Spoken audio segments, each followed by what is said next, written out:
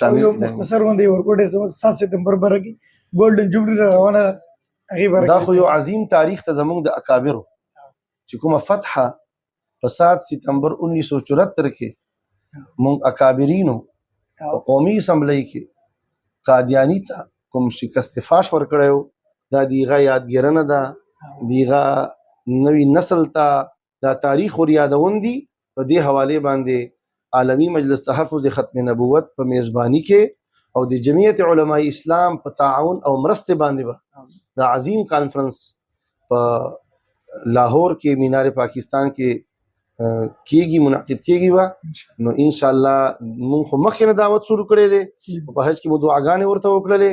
او ان شاء الله اوس دین وروسته بیا کخيري په دې حواله भरपूर مهم چلو ان شاء الله او په دې کې به موږ भरपूर شرکت کوو خو صرف علما طلبانه عام مسلمانانو به موږ دا درخواست دي چې په دې کانفرنس کې د داسې شرکتو کې چې کفر ته دا انداز ولګي چې په پاکستان کې موږ د ناموس رسالت قانون او عقیده ختم نبوت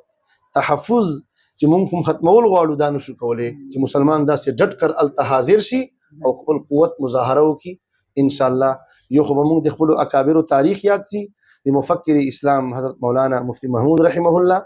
شیخ اسلام حضرت مولانا غلام غوث هزاروی رحمه الله او استاذ المحدثین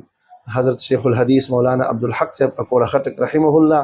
مولانا شاه احمد نورانی صاحب او د غرنګ نور د مذهبي جماعتونو مشران او کارکنان چې په ایغه دور کې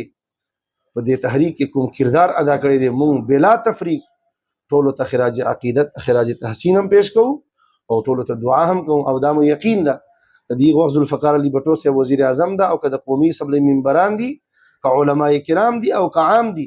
خو چې کوم خلکو د ختم نبوت د قانون تحفظ پر ناموس رسالت قانون او عقیده تحفظ پر کوم ووټ ورکړي دي او کوم قانون د موږ اکابرو په تایید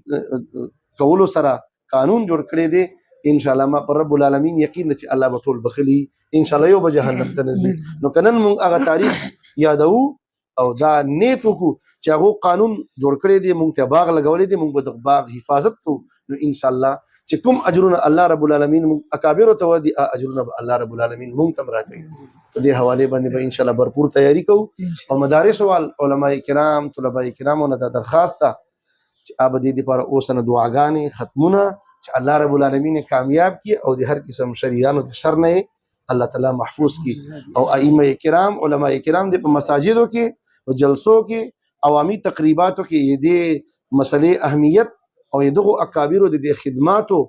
اعتراف قوم ته مخته کی چې دا خدمات کړی دي موږ د پاره دا فتح راوړي دي او موږ د ایمان تحفظ کړی دا نو موږ د خپل اکابر حق ادا کو کني موږ د خپل اکابرینو حق نشو ادا کولی چې هغه مو پارسه کړی دي جزاک الله ډېر مهرباني جی جزاک الله یو لګ مننه جی اخیره کې بیا مفتی صاحب چې موږ شکریا ادا کوو چې اس ټي آی میډیا صوت الاسلام ته چې لوګون د وخت ورکو د مفتی صاحب د وخت چې موږ لپاره سره زر دي دغه انتهایی اهم سفر نه راړو ستړي ستومانه دي اوس به چې د محکم لکه مرو ته سفر کوي مفتی صاحب اجازه غواړو تاسو د دعاګانو درخواست دي ډېر مننه دي جزاک الله الله